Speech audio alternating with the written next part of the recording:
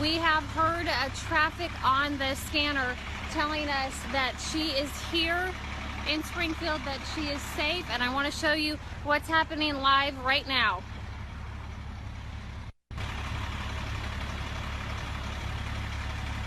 We understand that, again, the little girl, this is not confirmed, this is through scanner traffic, but we are hearing reports that she is safe, and we are getting video right now here on South Campbell Street in Springfield, and we're getting information that she is okay and that she is safe. I'm looking for a thumbs up from police officers that she is okay, and here she is. Thank you, God. Rachel is okay. She is safe. She's with police. They have her here on South Campbell right now in Springfield, and she appears to be okay. She still has her coat on here, and they've got her. Well, in the end, she showed up at this intersection, and the CU bus driver contacted her, called us, and said, I have a child here who I believe may be the one you're looking for, and officers got here shortly after and confirmed that was her. Oh, it's great. I mean, obviously, we were all very concerned about finding her. The amount of time that's gone by, it gets more concerning as that time lapses. Steve, police told us that it was getting more and more grim as each hour passed overnight, not knowing where 13-year-old Rachel Mosier might be, the teen with special needs from the Pleasant Hope area. And then that phone call came in from a city utilities bus driver. A girl matching her description, wearing that same red coat, had been found right here at the intersection of South Campbell and Broadmoor. This is the bus stop where the driver, TJ Davis, tells me he saw her sitting with one of his regular passengers. He said he had been looking for that red coat all morning on his route, and he said when he saw her, he knew this was most likely the 13-year-old who had been missing. And we were here as he brought in his bus to the Westlake Hardware. He was dispatched, calling police at that time, letting them know he believed that he had the child who had been missing. And we were here when she got off that bus safely in one piece, still wearing that red coat after being missing all night long. Her family and so many thousands of you sharing her picture and sharing the information, keeping your eyes and ears open, looking for little Rachel Mosier, trying to find her wherever she might be in Springfield. And she was in fact found here in Springfield. The city utilities bus driver placing her on his bus and telling us he wasn't about to let her out of his sight. Here's what he said. Of course, she had a big hooded coat on. Well, it was hard to see her face, but it seemed like that was her. So I immediately called dispatch, pulled in here, and said, I'm not losing sight of her no matter what.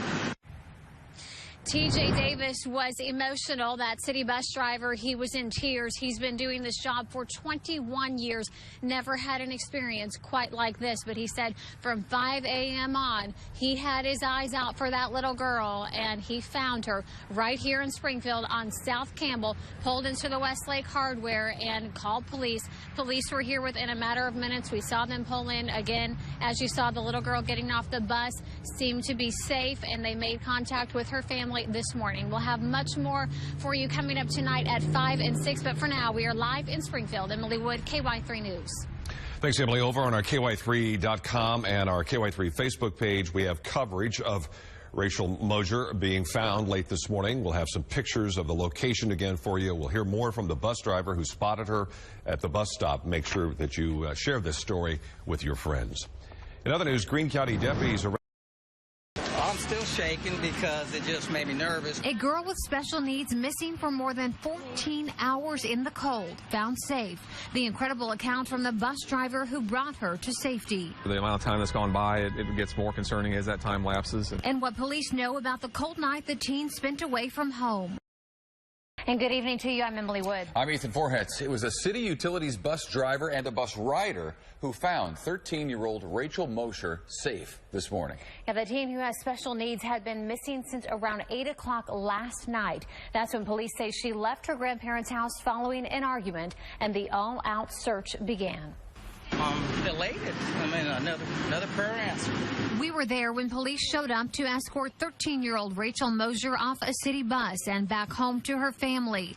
The teen, who has autism, had been missing all night. The amount of time that's gone by, it gets more concerning as that time lapses. When a massive police search yielded little hope, it was an alert city bus driver who would spot Rachel in her red coat. Just up and down every street, looking behind houses and in between buildings and stuff. And then I saw her coming down the road. Veteran driver T.J. Davis says the young girl was with a longtime bus rider, a man in a wheelchair, at this intersection. Davis pulled into this nearby parking lot to help. And of course, she had a big hooded coat on. Well, it was hard to see her face, but it seemed like that was her, so I immediately called dispatch, pulled in here, and said I'm not losing sight of her no matter what. Police say it was a family disagreement that spurred the Pleasant Hope girl to leave her grandparents' home not far from where she would be found more than 14 hours later. As far as we know, she's not injured.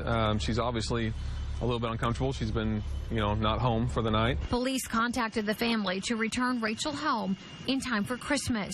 As for Davis, he's emotional, very grateful. I'm still shaking because it just made me nervous because I've just been worried about her condition. And has this message for Rachel's family. Merry Christmas.